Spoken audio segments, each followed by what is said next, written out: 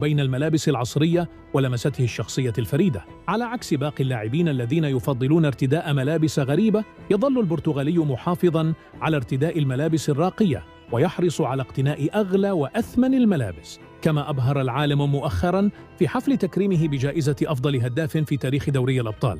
إضافة إلى لباسه الأنيق، زاد لمسة من الفخامة بمجوهراته الثمينة التي تتجاوز قيمتها مليوني دولار. أما الرقم الثاني فهو أشرف حكيمي. لا يعرف المغربي بأدائه الكبير على أرض الملعب فحسب، بل أيضاً بإحساسه الغريب في الأسلوب الذي جعله وجهاً للعديد من الماركات الشهيرة. هذه الملابس الغريبة جعلته مميزاً عن غيره، ولم يسبق لأحد الجرأة على ارتداء هذه الأنواع من الملابس. والآن يبقى السؤال الأبرز: من سيكون اللاعب الأكثر أناقة في العالم؟ من هو رقم 1 في رأيكم؟ اختاروا وأخبرونا في التعليقات.